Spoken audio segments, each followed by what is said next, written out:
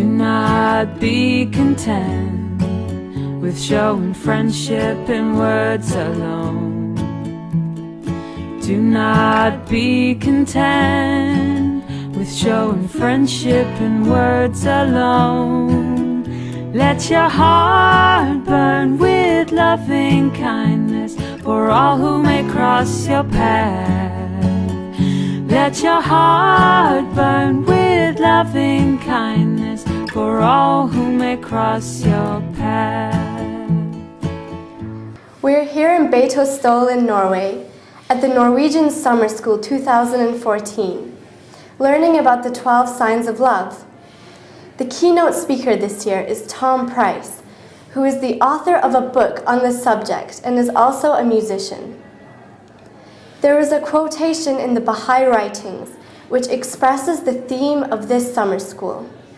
They whose hearts are warmed by the energizing influence of God's creative love cherish His creatures for His sake and recognize in every human face a sign of His reflected glory. Tom, would you please tell us about your upcoming book and your sessions at the summer school? Yes, the title of the book and the summer school is called The 12 Signs of Love. And really what I wanted to do was define what love actually is in terms of practice. We often talk about love, I love this or I love that, but we don't know what it means. And so I divided love into actions. What can you do to be a loving person? Because sometimes we don't know what love looks like, what it behaves like.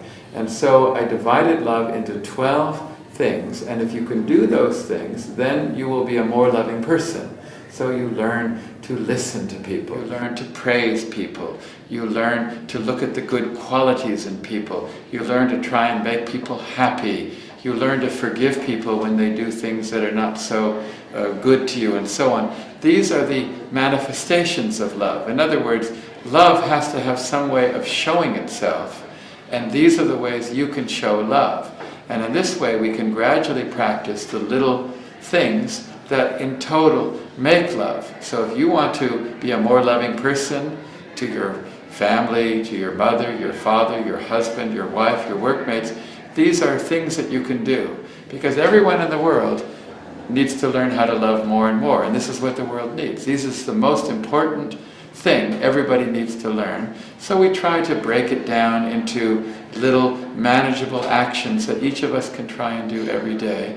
I selected 12 because I like the number 12, and there's 12 months of the year and 12 signs of the zodiac and all kinds of different things. I'm a musician, you know, we have 12 notes that we play. So I thought this was a beautiful way of breaking love down into its small components.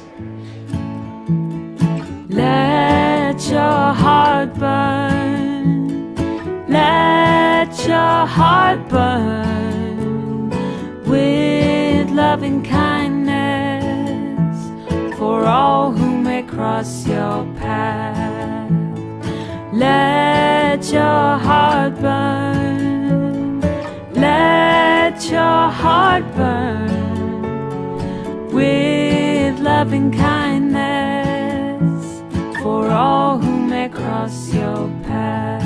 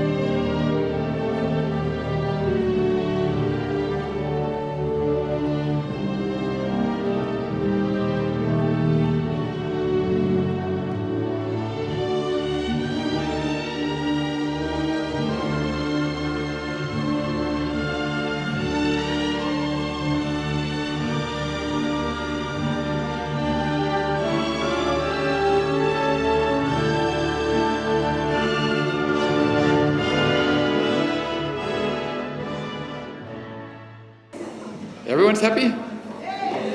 Okay. This is a very interesting sign of love. It's something that we may not realize is such an important sign of love.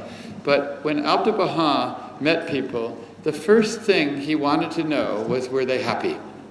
If you read any story of Abdu'l-Baha, when he greeted someone, the first thing he wanted to know is, are you happy? He always said, are you happy? He always wanted to know if people were happy.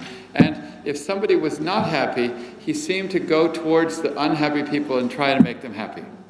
And so the 10th sign of love is always be the cause of happiness of people, to always want to make people happy.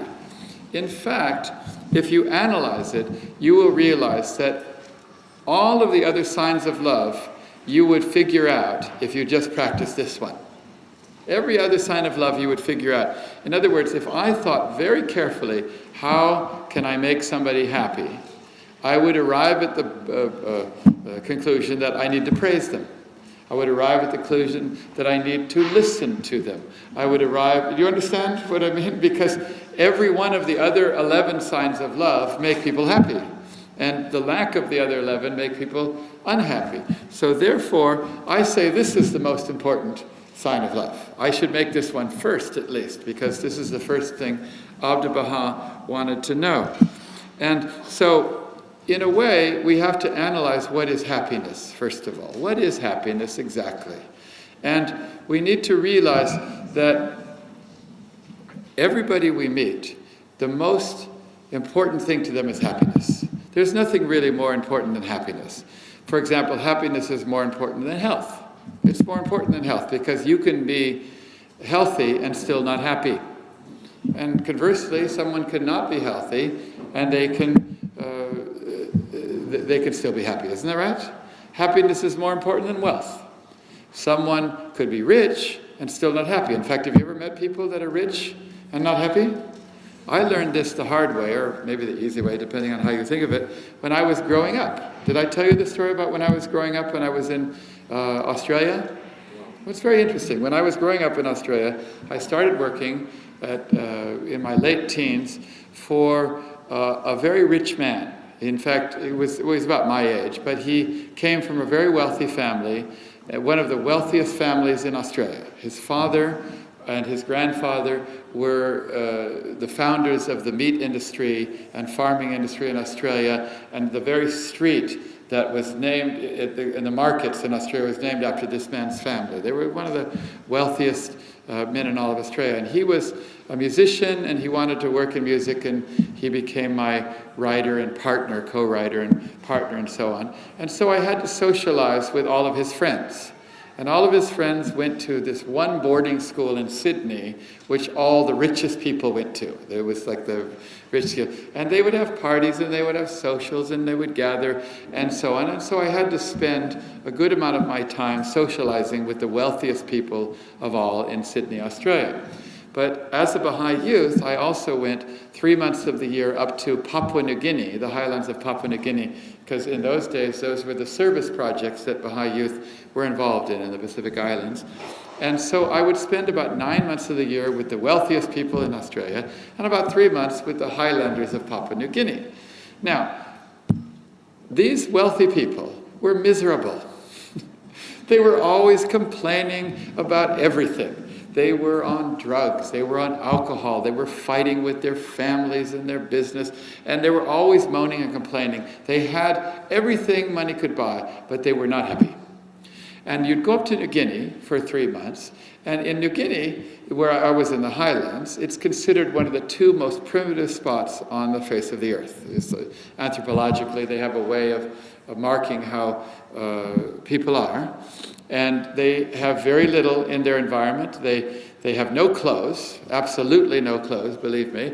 They have nothing. Their houses are just made of little, grass or something like that. They have about 100 words in their language because they don't need anything more. There's not enough things in their life and environment to make more than 100 words. You see what I mean? And so you'd go up there, and all they did from morning till night was laugh.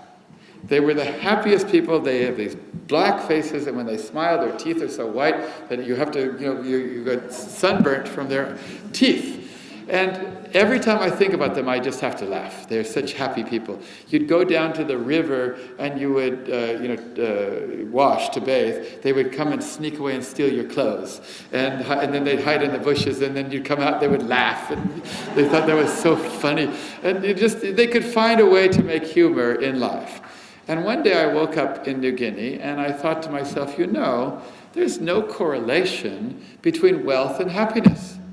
If there was a correlation, it would be the exact opposite to what we think. Because here I think all these wealthy people are not happy and all these people are there. So happiness is something that's completely independent. It's completely independent of wealth or health or anything else. It's an attitude or a characteristic that one can possess, and it really is the most important thing you can have in life. When I first moved from Nashville to Los Angeles, I lived in Nashville for about 20 years, and I went to Los Angeles about 5 years ago, I found that when I was in Los Angeles, whenever I met people at night, after, for a meeting or something like that, people would say, "You can't believe what a bad day I had. You can't believe what a terrible day I had." And they would say, the traffic was terrible. My boss, they were so rude. I went to the bank and the teller was so mean. They would tell you something how bad their day was. And then the other person would say, "Oh, you think you had a bad day." And they would immediately then tell them how bad their day was.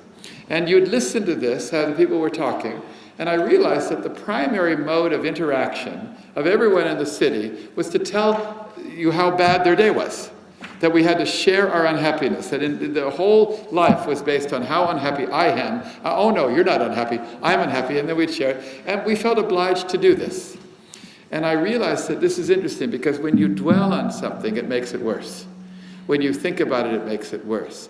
In early Christianity, they had a list of sins. They were called the 7 deadly sins. Have you heard of the 7 deadly sins? You've heard of it? Well, what you may not know is, if you look in history, is that some of the 7 deadly sins were changed by the Catholic Church.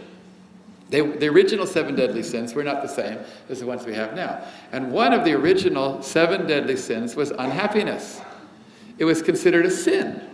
It was considered a sin to be unhappy, because if you were unhappy, that meant you didn't trust God. It meant there was a lack of faith of God. And so to be unhappy was considered a sin.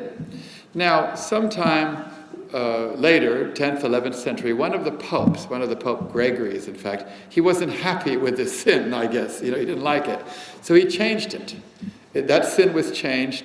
It ultimately became sloth. Sloth, which means laziness and not working and so on. And they changed and they got rid of it. But I think the early Christians may have had it right, that unhappiness is like a sin. Today, we don't think of unhappiness as a sin. We think it's something that we are unhappy, but we have no control over it. In fact, some people even think that unhappiness, we're a victim of unhappiness, and so we need to take a pill or we need to be entertained or something. It's not something that you do. So happiness is a very deep philosophical concept that religion has tried to deal with, and all of us need to learn to be happy at all times in our lives. Are you all happy? Okay, you need to be happy because there's a very important mission you have in life, and that is to make other people happy. At all times, this is your goal. More than anything else, you should try to make people happy. You may not be able to enrich them. You may not be able to feed them. You may not be able to do all kinds of things, but you can always make somebody happy if you think about it. You can always make somebody happy. Abdu'l-Baha said an interesting thing about when you go to the 19-day feast. It's a meeting where Baha'is go, where they say prayers, they have business meeting and so on, they eat food and so on. And he said, when you're going to feast, you should be thinking about one thing on your way to feast. What are all of you thinking about when you go to feast? Are you thinking about, are they going to like the clothes I'm wearing? Are you thinking about, am I going to say something really important in consultation? Are they going to be convinced? Are you thinking about, the good food you're going to eat at feast? Is that what you're thinking about? Okay. Mother Ma said the one thing you should be thinking about is how to make everyone else happy. How can I make all the other members happy? That should be the primary goal of me going to a feast. And this should be your goal with everybody you meet. If you look at your life today and say, who am I going to see today? Make a list of those people. And the first question you should ask, you look at the 12 signs of love, is happiness. How can I make that person happy? More than anything else. If you think about your husband right now, all you women, how can I make my husband happy? If you think about your wife, you men here, how can I make my wife happy? Those of you that have parents, how can I make my parents happy? Parents, how can I make my children happy? And so on. And as you learn to make people happy, you will realize that these other 11 signs of love are all your tools. Because you'll find I can make them happy by doing this, by doing that, by doing this, by doing that. This is your goal. Today, I want you to make other people happy. Now, the first way you can make other people happy is by smiling at them. Baha'u'llah says, be worthy of the trust of thy neighbor and look upon him with a bright and friendly face. So that's the first thing you do to make people happy. Nobody likes it when you first come up to them and they don't look like they're happy to see you. Okay, whenever you see somebody, you have to show in your face that you're happy to see them. Have you ever gone to meet somebody and you say hello and they go, look at their, something like that? Or you knock on the door, they open the door like that. Can you tell when somebody's happy to see you? You always know when someone's happy to see you. So the point of the matter is that the first thing you have to do is remember, whenever you see somebody, you have to smile at them. And you have to greet them. Now, I learned this from my mother because my mother is ridiculously smiling and happy at everybody.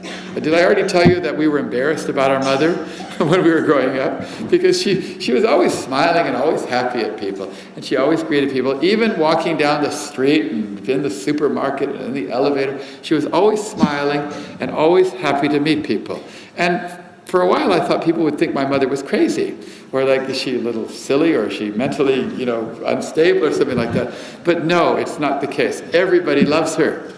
People love happy people. They love happy people because they make them happy. And so the first way you can make people happy is by being happy yourself and radiating that. In fact, there are two words in the Baha'i writings that always seem to occur together, and they are joy and radiance. Have you seen that? Go look in the Baha'i writings. It says joy and radiance. So always the two. In other words, you have to be happy, but you have to radiate happiness.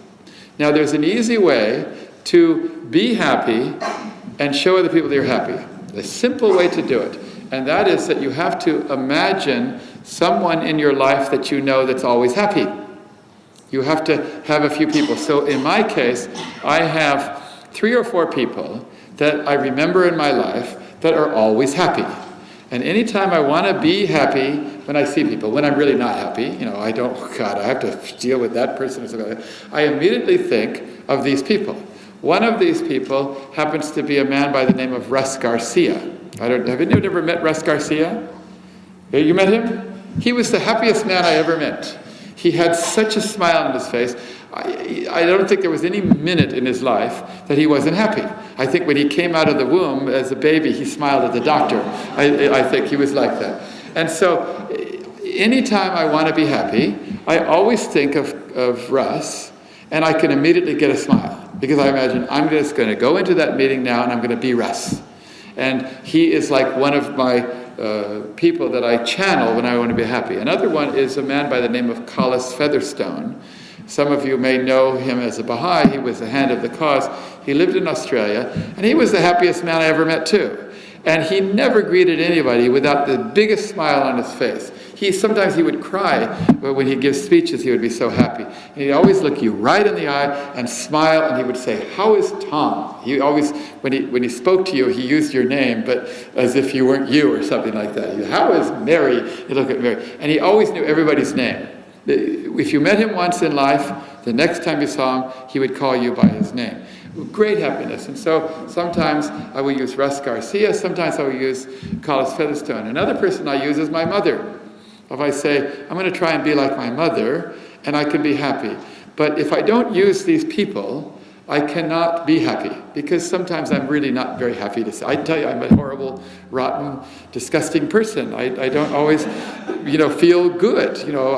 Something bad has gone on, or this happened or that happened. And so I need to cheer myself up. So I let them cheer me up, and then I try to channel that. You can also use Abdu'l Baha if you want. You could use Abdu'l Baha's face. In fact, Abdu'l Baha said, if you want to love people, he said, look into their eyes and then see me, and then look back into their eyes, and you can use that. And so you can use Abdu'l Baha as something. How many of you know somebody in your life that's just always happy, always cheerful?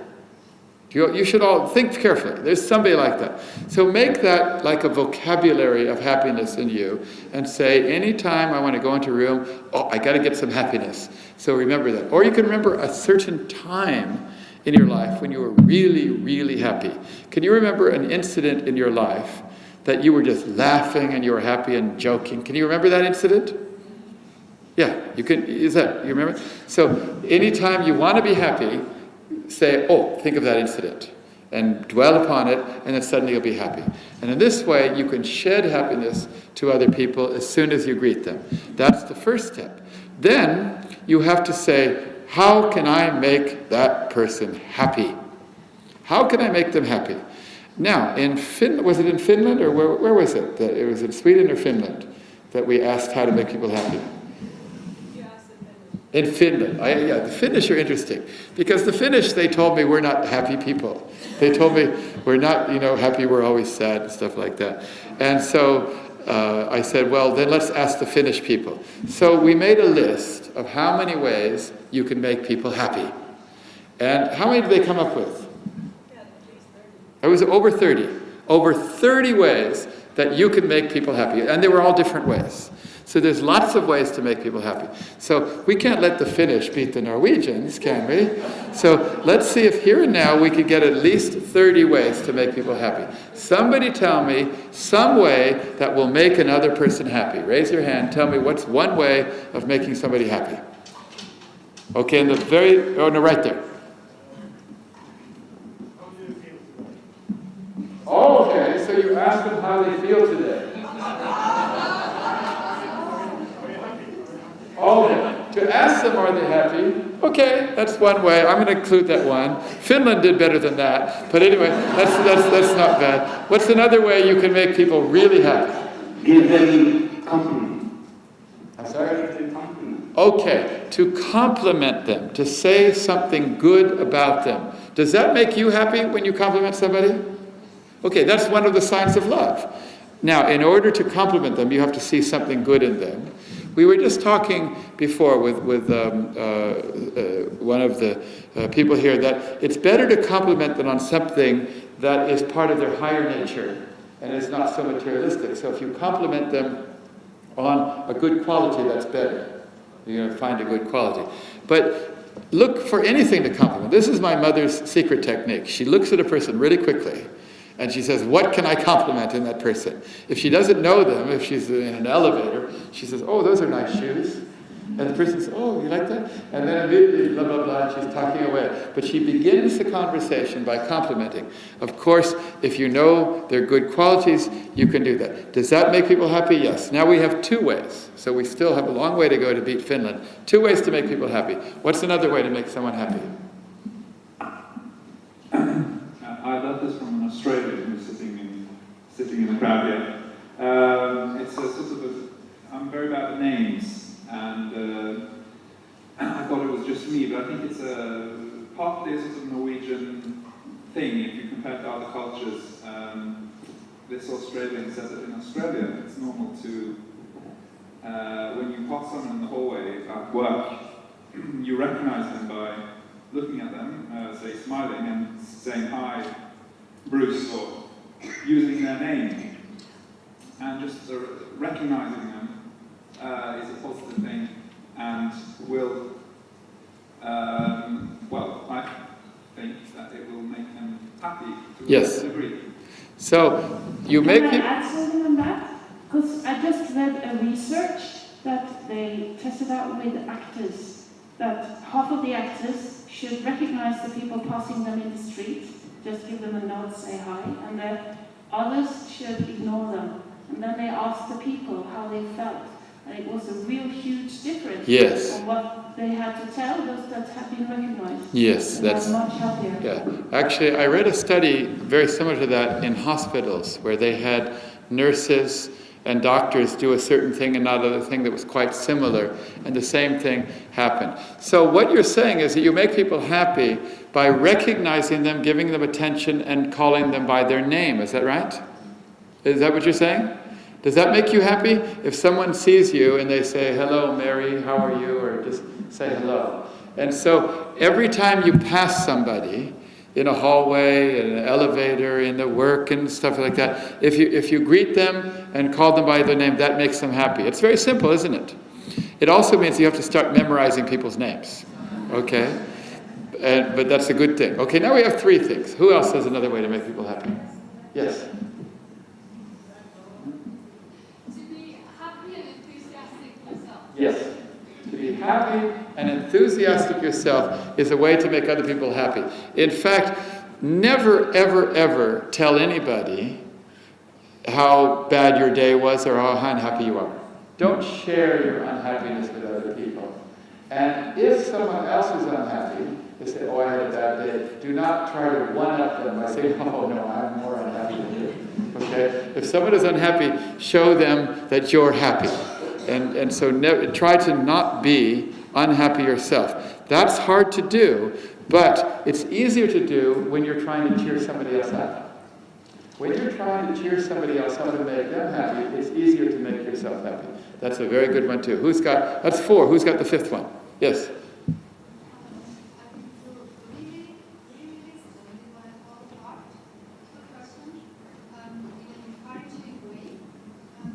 Really care. Again, I think we really listen to people in an encouraging way. Yes. And really care about people. Yes. Really try to understand them. When you listen to people, it does definitely make them happy. We're always happy when someone is listening to us. And she's saying not just listen, but listen very caring, very interested in what they try to say. It definitely is a way to make people happy. Is that 5 now? Not bad. Who's got a 6th one? Yes. We got one right here. Okay. So wait. Okay. Take the mic to anyone with a hand up. من نیاز دارم که یه نفر ترجمه کنه یه حرفی که الان میزنم الان من اینقدر خوشحالم که حساب نداره بعضی از آدما بی اینکه خودشون بدونن آدمو خوشحال میکنن مثل الانی که من بیش از حد خوشحال هستم که الان اینجا هستم و همچنین این دوست بغل دستیم که اینجا نشسته این نمیدونه خودش چقدر من خوشحال کرده همین که من میتونم به ترجمه فارسی گوش کنم این صحبت رو این برای من خیلی ارزش داره و من دوست دارم که خودم بتونم اینطوری باشم همیشه. متشکرم. ترجمه لازم دارم. Who's going to translate? Translator, raise your hand.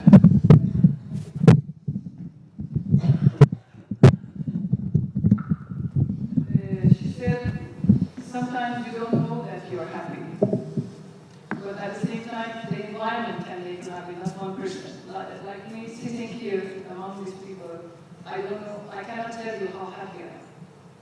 The fact that I'm sitting beside Mojgan and we're sharing the same headphone and somebody is translating for us is a source of joy that we can understand what you're saying.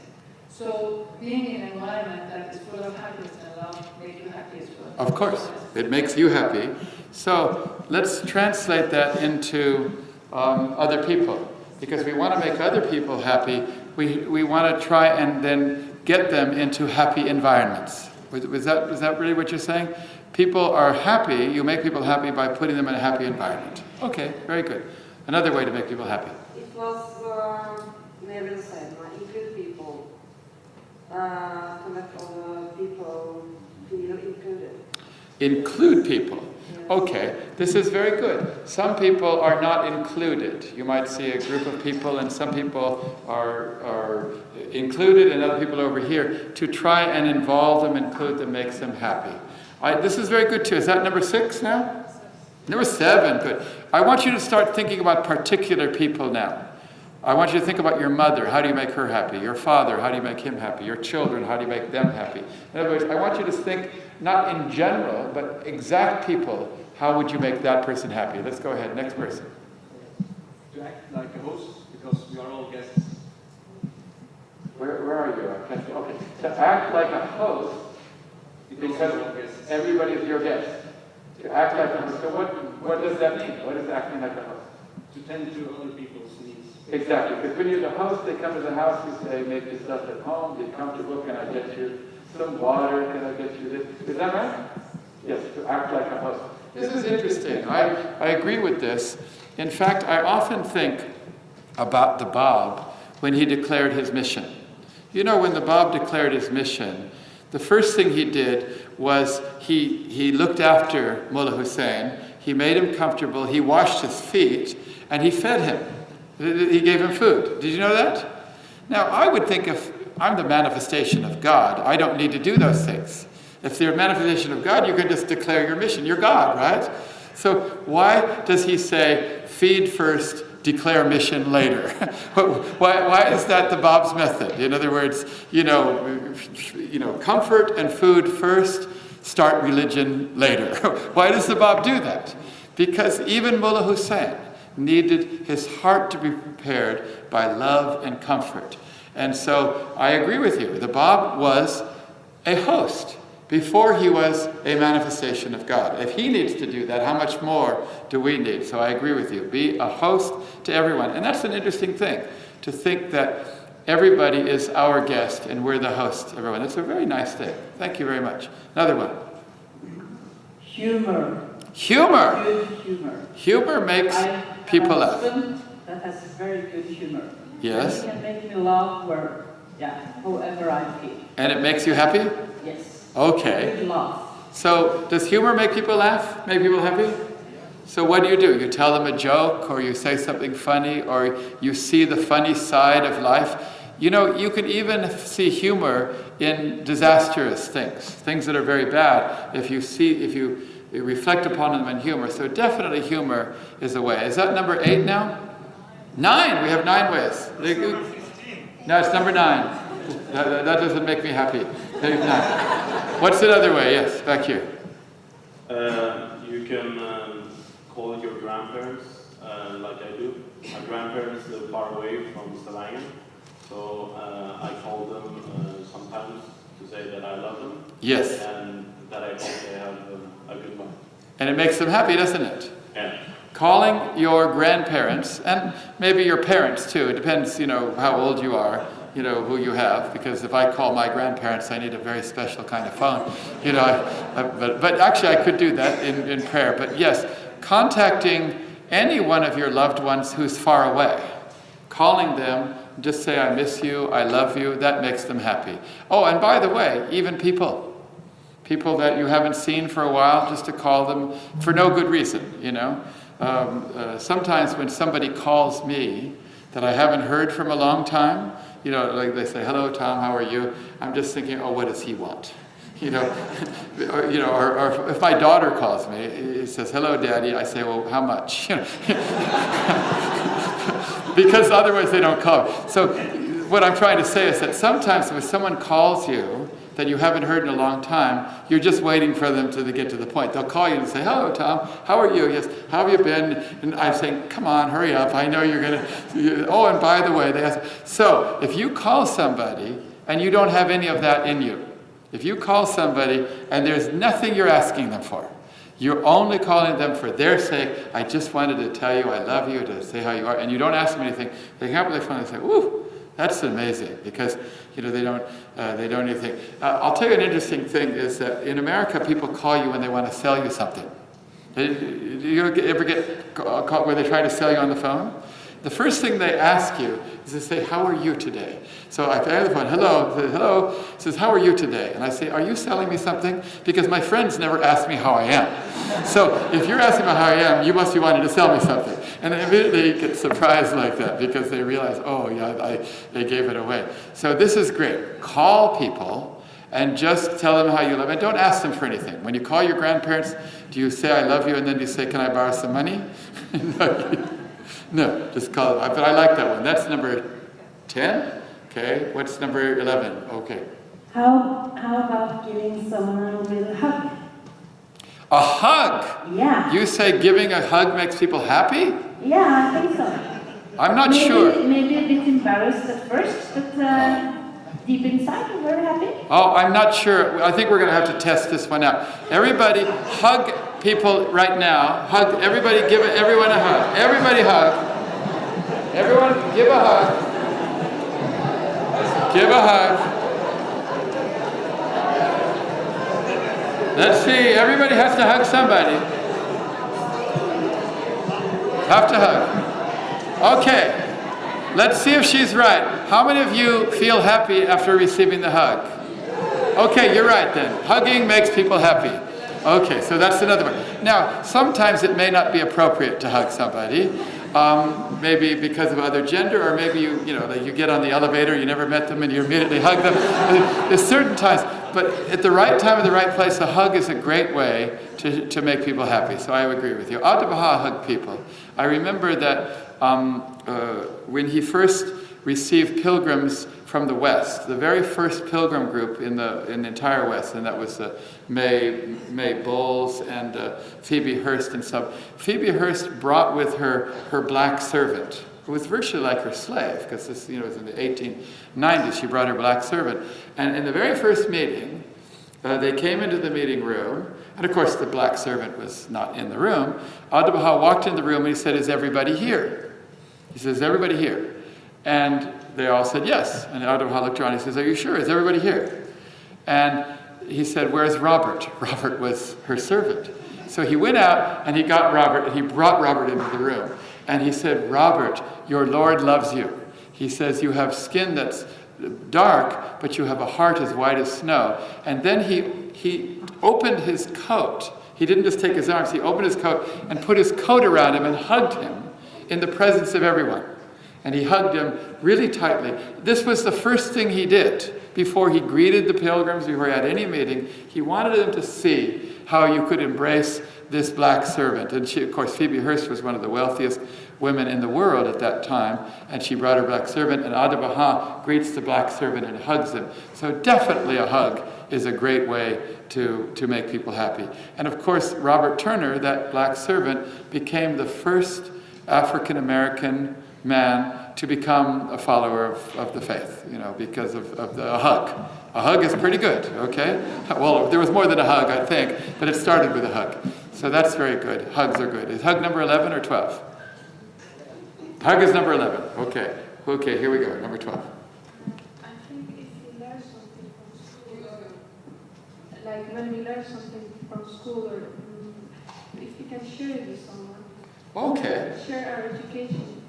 Like my mom is not educated, and when I learn something from school, I read a book, I share it with her. Okay. It makes her very happy. You share your knowledge that you learned, the joy of it, with the other person. It makes them happy. That's interesting. We didn't learn that one in Finland, but I agree with you. That's wonderful.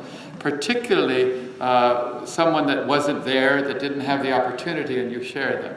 Wonderful. Yes. That's 12. Number 13. I think happiness is about often the small things. So if you are able to see others' needs before they even realize them themselves, like my husband, reading the paper, I see he doesn't have his spectacles on, and I know where they are. I go and fetch them and give him, and it makes him happy. Yes. So it makes him happy because you are so looking at how can I make him happy that you are even seeing it before he can see it. And this is what Abdu'l-Baha said. He said we have to always think about how to make someone happy. And something as little as going to get him his glasses. I think that's why we like dogs. Dogs make us happy, isn't that right? They say dogs are man's best friend because they're always happy to see you. They lick up and they lick you and they see you. And they will go get your newspaper or your slippers or something like that. Maybe we should be a little bit more like dogs. They say dogs are man's best friend. Well, we should do that too. But I agree with you. Looking hard at what do they need and trying to do that. That's very good. That's number 13. Number 14. This is a bit of cheating maybe, but I find that bringing my kids into some situation makes people very happy. You bring your kids into a situation makes people happy. Even in serious situations where people have their guard up, you bring your kids to see them kind of relax. Good. Become happy. I think in some cases bringing your kids would make them unhappy. It depends on your kids. But no, I see what you're getting at. You're diffusing the situation because children do make you happy, isn't that right? Children, animals, all kinds of other little things, they do. I don't mean that your children are animals. I mean that sometimes if you bring a dog or a cat to someone, or your children, something else. I haven't seen your children, believe me, I have no idea what I'm talking about. But okay, that's interesting. They didn't say that in Finland, okay?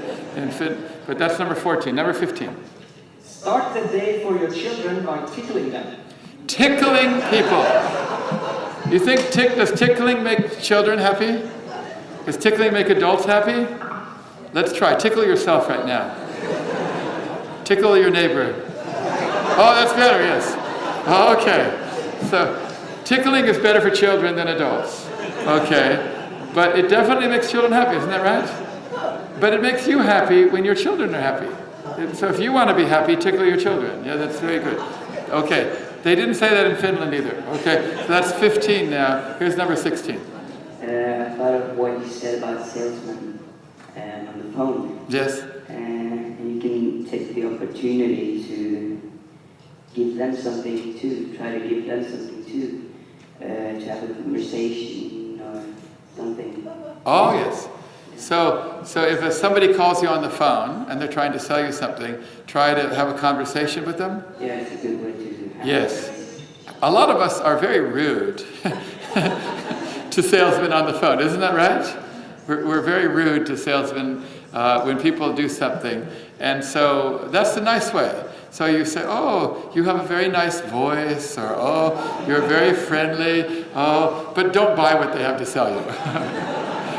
But don't buy what they have to say. But I agree with you, that's a nice thing. When someone calls you and speaks to you, say, thank you so much for thinking of me.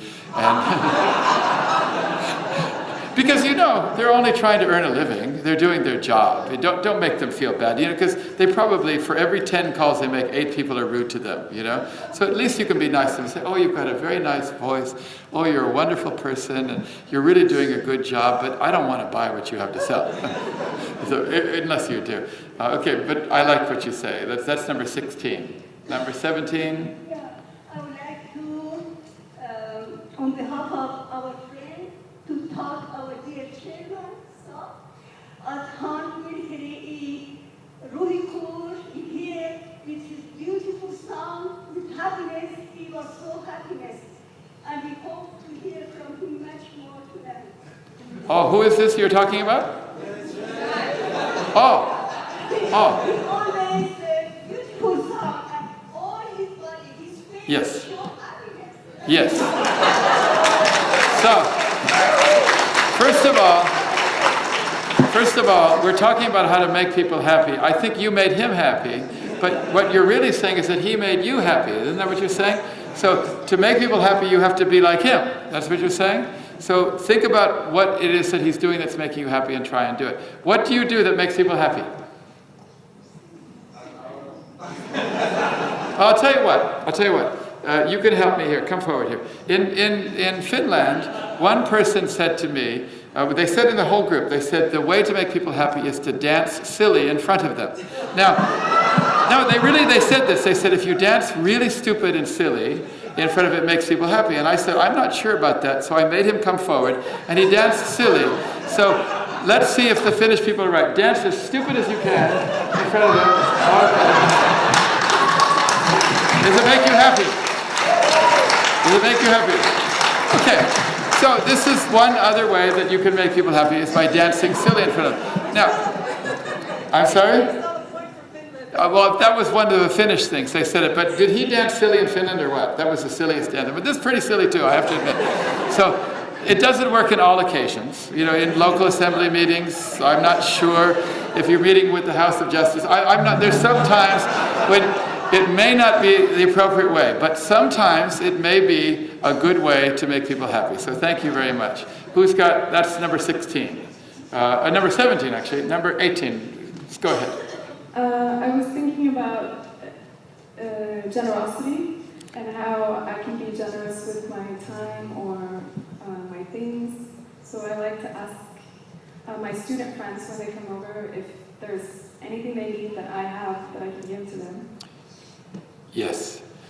Or spend time with them if they need a friend. Right. Generosity, giving somebody something that they need, makes people happy.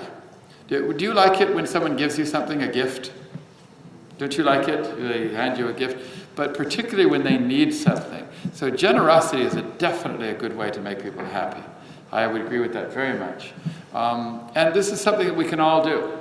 Particularly when you give them something that you have, that belongs to you, and you give them. It's far greater than anything else, because they know that it belongs to you and you gave it to them. I think that's a great way to make people happy. What's another way to make people happy? That's number 17. Number 8?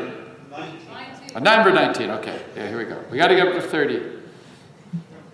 I'll speak loud, it's okay. I am special recipe. It may not work for everyone. To dream about someone, I do it very often.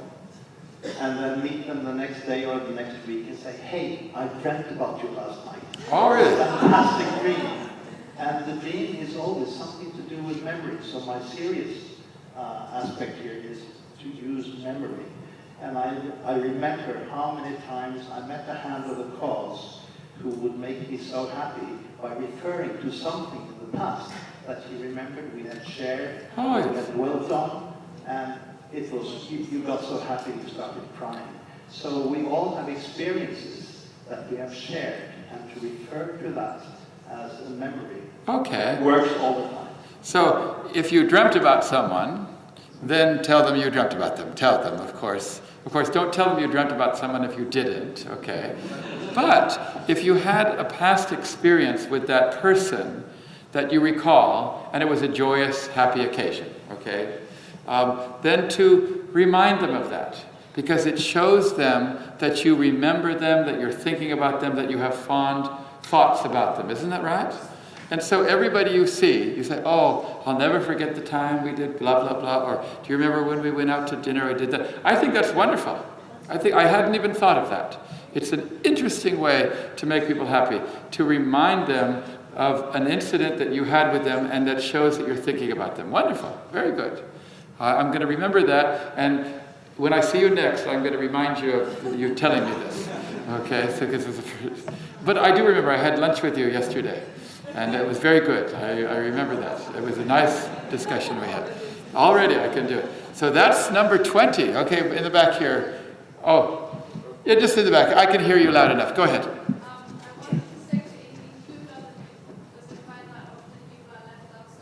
Yes. And it makes a huge difference when they feel included and they feel invited and want to. Yes.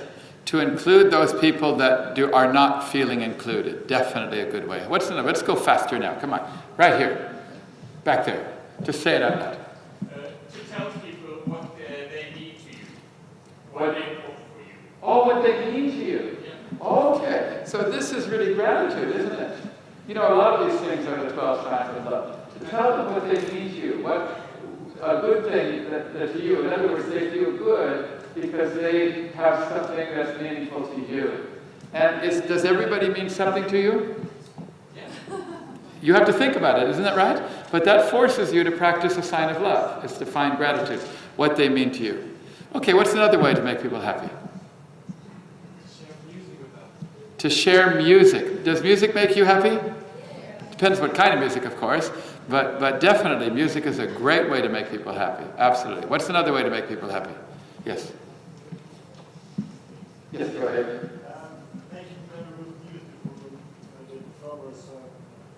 Oh, making their room beautiful? Like with flowers, okay. In fact, how many women here like it when a man gives them flowers? Yeah. You like that, isn't that right? So giving flowers to a woman is always an easy way. I don't know why women like flowers. How many men like to get flowers? Oh, do you? Oh, that's good. But there's something you can give men too. Just figure out maybe power tools or I don't know, something. You have to give something. But yes, I agree. Making them beautiful. What's another way to make them love? There's a lot more. What's absolutely. To accept people. You know, a lot of people, they feel like the world doesn't like them or judges them.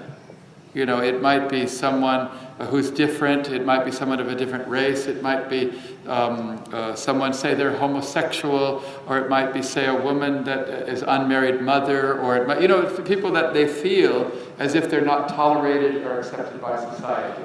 We need to see that that's the case and go out of our way to show that we completely accept them for who they are.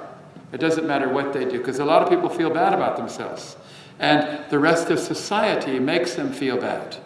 And we have to counteract that. We have to see that and make them feel good about themselves no matter what they are. And so they might be poor, they might feel bad about that. They may not have good clothes, so they might feel bad about that. I remember that Abdu'l-Baha said that once he had to have a meal or serve with someone, and he had no food to give him. He said he just had a little bit of dry bread and some water. And he said that's all he had. Abdu'l-Baha said he shared that with him, and that was the greatest feast he ever had in his life. And he made the man feel that way. And so if someone is very humble and they apologize for my house or my home or my clothes or something, try to make them feel good. I agree with you. That's a beautiful way to make people happy. Make everybody feel like you tolerate them, you accept them, you love them no matter who they are and what they are. Very good. And of course, some of these are the signs of love, aren't they? In fact, every one of the other 11 signs of love will make people happy. So any more? Have we ever up to 30 yet? We're up to at least 22, I think. Yes, go ahead. I'll need a microphone. Oh, just say. In my mom's family, they grew up living in different towns, and one of the best ways to make each other happy was surprise visits. Surprise! An uncle would go and visit their nephews or nieces without the kids knowing, and they would just show up on the doorstep. Okay. That would bring so much joy to the family. Surprise visits. How many of you would like a surprise visit? This is typical Iranian. Is that an Iranian thing? Oh, really? Iranian surprise. I think that for the right people, that would be good. Be careful if you surprise them at the wrong time. Whoops. But that's very good. Okay, surprise visits. What else? Yes. Oh, bring a cake to people. In fact, any kind of food, if you give them, it makes them. How many of you like food? Let's see. Yeah, you love food, isn't that right? When you give people food, it's the easiest way to make them happy, particularly if you make it yourself. Like if you make the cake or you make the cookies or make, something sweet. I mean, they just love it, isn't that right? And so food is one of the great ways to make people happy. When you go to someone's house, always take some special food and give it to them. It makes them happy. Food, that should have been the first one. I mean, if we were in Iran and we asked, how do you make people happy? Food would be the first one, I'm sure. Isn't that right? And it would always be fruit. And they'd always tell you that the fruit in Iran is better than the fruit everywhere else in the world. That's what they always say. Every time I eat fruit anywhere, a Persian says, oh, back in Iran, the fruit is better. And so I know that when I finally go to Iran, I'm going to get off the plane and I'm going to say, take me to the fruit store. And I'm going to find out. But Iranians are very hospitable. I always notice that they always use food to give you food. I used to know some Iranians that they didn't have a telephone. It was a long time ago. And you had to go and tell them when the feast was on or the meeting, so you had to go knock on their door. So you'd go knock on their door, they'd open the door, and you'd say, I want to say feast is... And they were immediately putting on the rice and the cake. And I said, no, I have to go to work. I just want to tell you. But you couldn't go to their house without them giving you food. And they always offered you some kind of food. So yeah, you want to make someone happy, give them some food. and take it to work. Is that what you do? You take the cake to work? Does everyone like it? Yeah, it makes people happy. How many of you like cake? Yeah, everyone likes cake, so that's very good. So that's about 25. Who's got 26? Come on.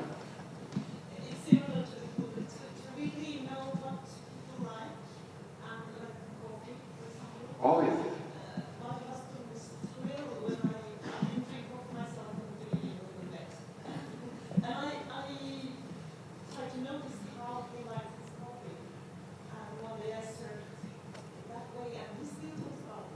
Oh.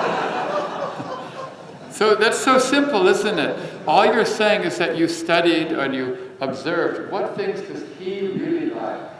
What does he really like? Very specific things, because he particularly likes that. And then you worked out how to make the coffee exactly, and it just made him happy.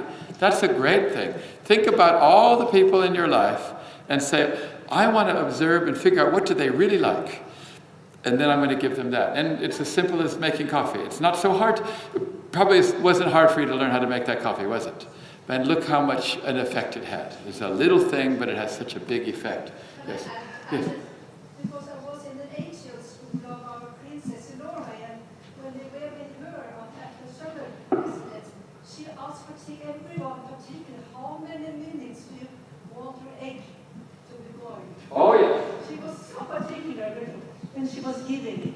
Yes. Fantastic, really. I think that what you're all getting at here is that you're thinking hard how to make the other person happy.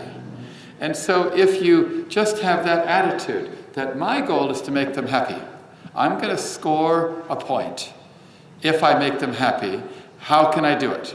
And if you analyze it, now of course you could use all the signs of love. You can listen to them, and then you could figure out how to make them happy. You could praise them and so on. So in this way, you say, making people happy is the greatest goal I can do in life.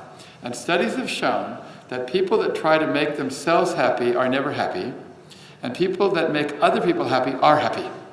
You can actually read this. Many psychologists have observed it, that it's easier to make yourself happy by making other people happy than by making yourself happy. For some reason, this is the case. I'll talk a little more, I'll take a few more hands maybe later, but before I finish, I want to go on to the 11th sign of love. The 11th sign of love is the exact opposite of the 10th sign of love. It's not the exact opposite, but it's whatever, I'll explain it. It's that to never make people unhappy. There are two different things. To make people happy is one thing, but also to never make people unhappy. Because quite often we accidentally make people unhappy, or we do things that makes them unhappy, and we have to prevent ourselves from doing this. I'm going to read you a statement from Baha'u'llah, in which he says this. He says, "Ye know full well how hard it is for this youth to allow, though it be for one night, the heart of any one of the beloved of God to be saddened by him." Baha'u'llah says he cannot allow even one night to pass that he has made anybody unhappy. Because we often make people unhappy and we don't realize we're doing it. And it is a law in the Baha'i teachings to never be the cause of grief. To never cause grief to anyone. Now there are many ways that you can cause grief. I'm going to list maybe 5 or 6 or 7 of them.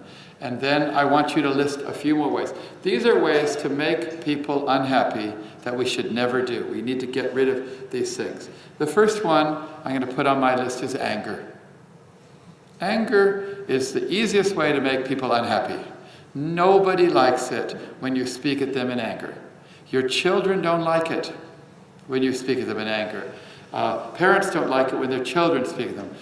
Employees don't like it when their boss speaks at them in anger. Family, brothers and sisters don't like it when you shout, when you yell. Anger is an easy way to take away the happiness from a person. You've actually robbed them of their spiritual powers.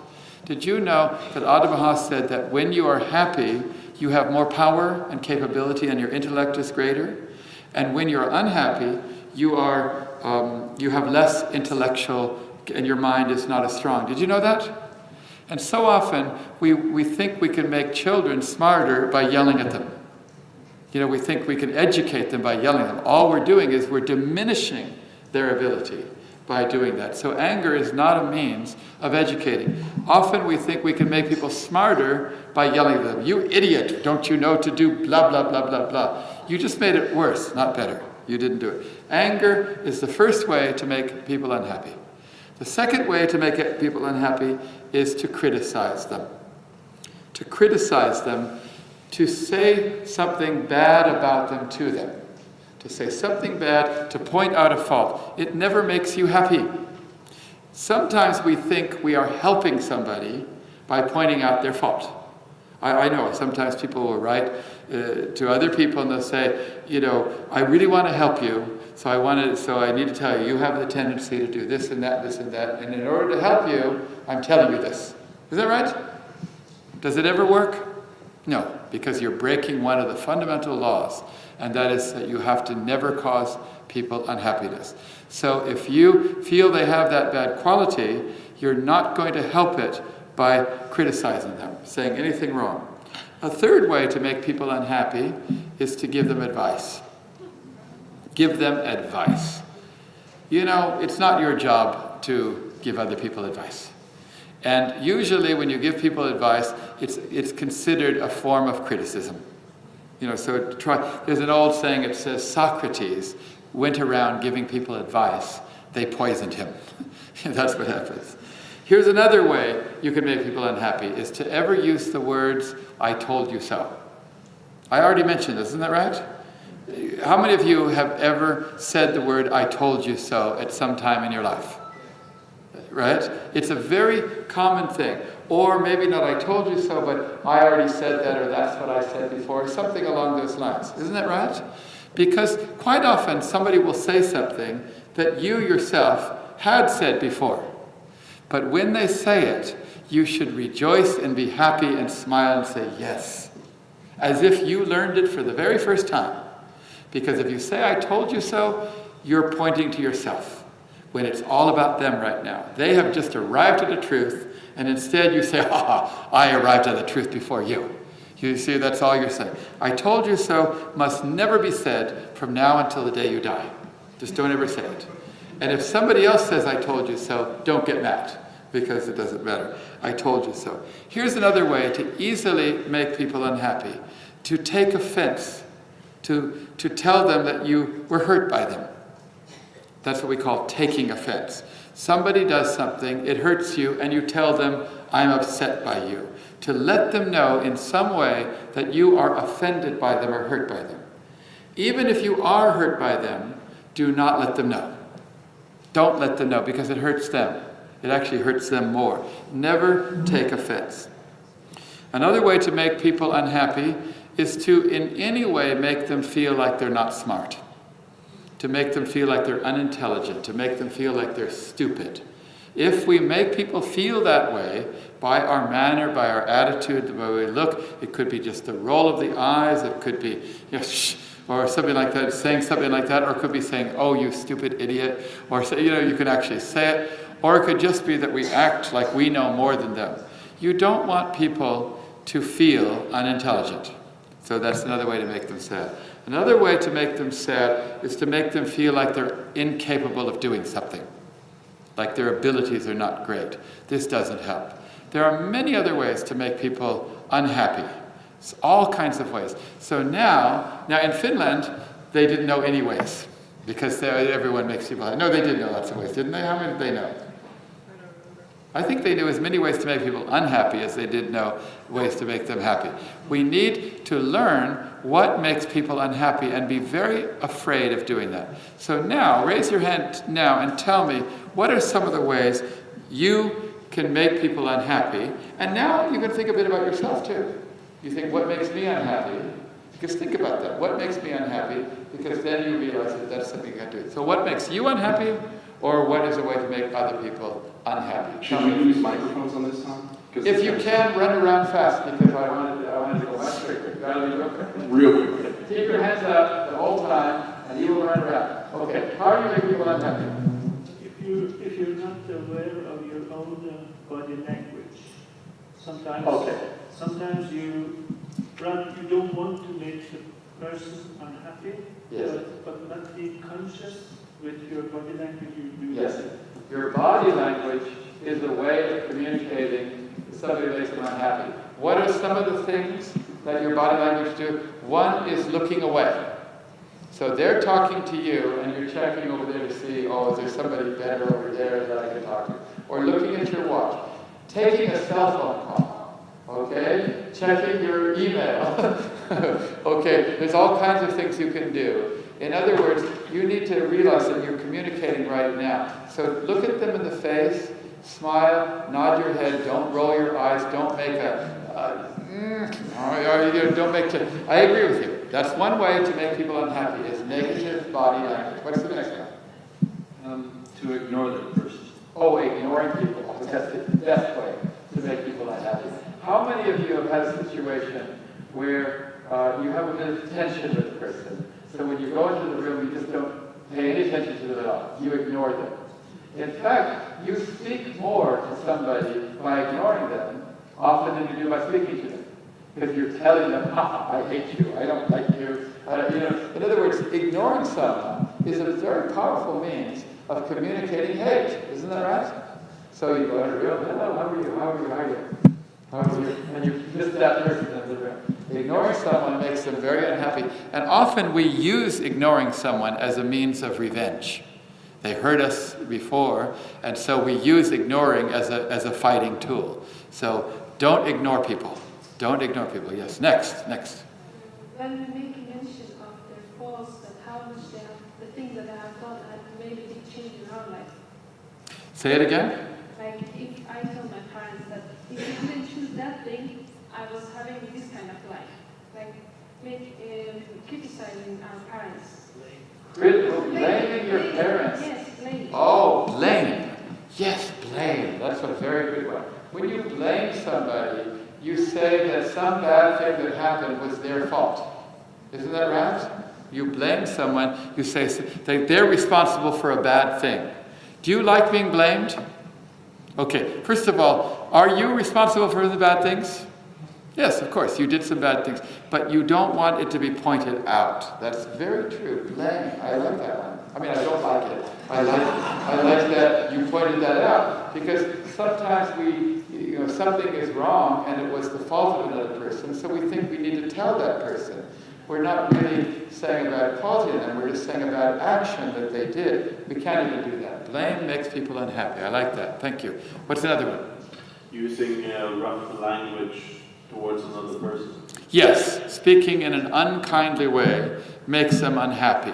And we never want to make people unhappy. If we make this our goal, if we say our goal is to always make people happy and to never do anything that makes them unhappy, we will do all of the 12 signs of love, won't we?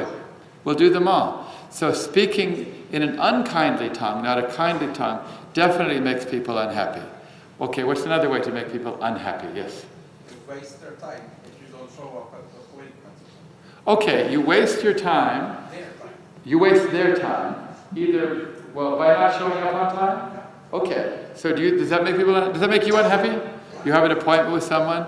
Okay, so I would agree with you. If you do show up not on time, what should you do? Tell them you're very sorry and that you respect them, and go out of your way to try and make them happy. But try not to waste people's time. Yes, that makes people happy too. Yes, over here. To not trust someone. Oh, to not trust them. Yes. So if you're suspicious or you don't trust them, that doesn't make them happy. So this is a good one. I like this one because I have to think hard. What if you don't trust them and they're not trustworthy? What do you do? I was thinking more of the other way around. You're thinking more of... Having been made Yes, unhappy because... so you are unhappy when people don't trust you. Is that what you're saying? How many are not happy when people don't trust them? Okay, so you have to never communicate to someone that you don't trust them. So even if you don't trust them. Sometimes there's a difficulty in being honest and also being loving. Do you understand? It's quite difficult because you want to be truthful, but you also want to be loving. I remember reading a story once of a minister, a Christian minister, and he said that he always wanted to be honest at all times, but he also always wanted to be loving and kind, and sometimes there was a problem. So one time a lady brought him a cake and gave it as a gift to him. And he tasted the cake and he spit it out. It was the worst cake he'd ever tasted. It was disgusting cake. He couldn't believe it. So he gave it to his family, put it out, and his children ate it and they spit it out, and his wife ate it and they spit it out, and the next day they threw it in the garbage bin. And so he had to write a letter to the lady thanking her, but he wanted to be honest. So he said, "Dear Mrs. Smith, thank you so much for the gift of the cake. You could rest assured that a cake like that doesn't last long around our house." And so he found out a way to be honest, but also not to hurt her feelings, that it was a bad cake. And of course that's a funny thing, but sometimes we have to do that because obviously we want to be honest, but we also want to not hurt people's feelings. So it's an art sometimes in life to do this. So, but to not trust people does not make them happy. How else can you not make people happy? Oh, by the way, what time do I have to finish? You got 5 minutes. I have 5 minutes, so that doesn't make me very happy. I'll tell you what, one more and then I'll summarize. Okay, what's one more thing? Yes? Do we have mic? Can somebody help me? I do. I have learned something from Berit Aas in Norway. She's a professor, 90 plus. She has 7 examples for belittling people. Belittling. Yes, belittling. What does belittling mean? It makes people feel insignificant. I have the word, but I can't use it in English because I don't know. Yes. Hashtag. Okay, what does that mean? Say it again. Give me the word for hashtag. Manipulation techniques. What does it mean in English? Manipulation. Oh, manipulation. Oh, yes, yes. These are all ways. There are many ways you can make people unhappy, isn't that right? And we live in a world where everybody is making everybody unhappy. Everybody's just getting unhappy all the time, and other people are making them unhappy. So we are told by Abdu'l-Baha that you must be the cause of happiness of everyone and never be the cause of grief of anyone. If you make this your goal, you can forget the other signs of love, because you'll come back to all of them sooner or later. This is really the big one. This is why Abdu'l-Baha, he always looked to make people happy. He always looked into a group of people. One writer said that he was like a bee, that if there was one unhappy person in the room, he went to that person. He would go right to the unhappy person because wherever he saw unhappiness, he wanted to alleviate it. If you make this your goal, you will find that you are the happiest person in the world. This is one of the great mysteries of life, that if you make it your goal to make other people happy, you will be happy. You'll find that that's the case.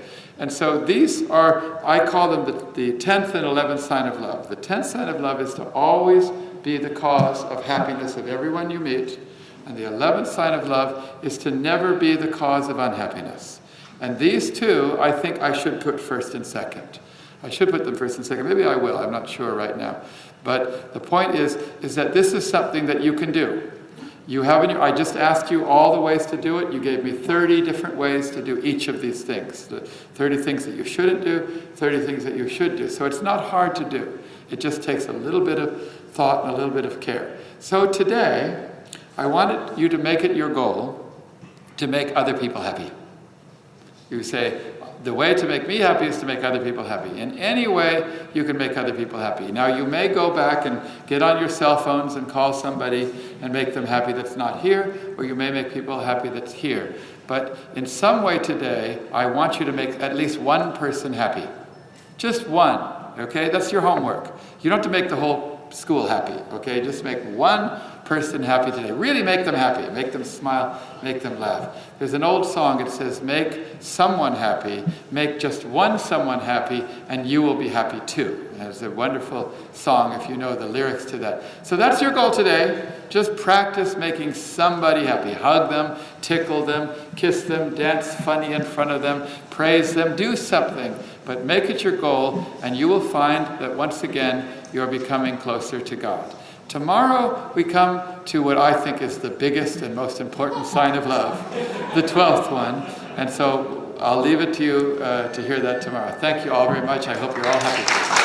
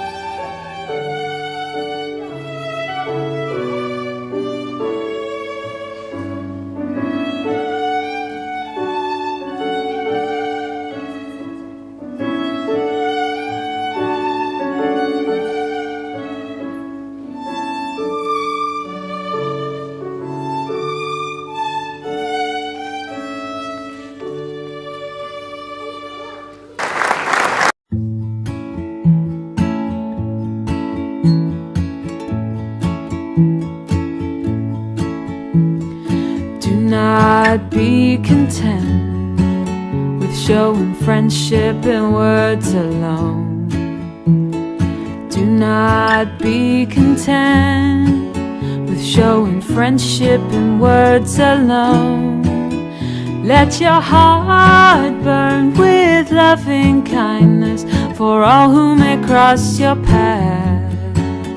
Let your heart burn with loving kindness for all who may cross your path.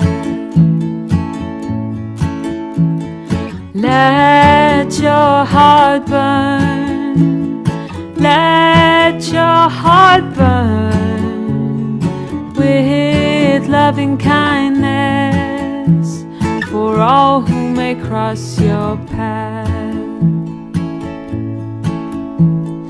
Do not be content with showing friendship in words alone. Do not be content with showing friendship in words alone. Let your heart burn with loving kindness for all who may cross your path. Let your heart burn with loving kindness for all who may cross your path. Let your heart burn, let your heart burn with loving kindness for all who may cross your path. Let your heart burn, let your heart burn with loving kindness for all who may cross your path.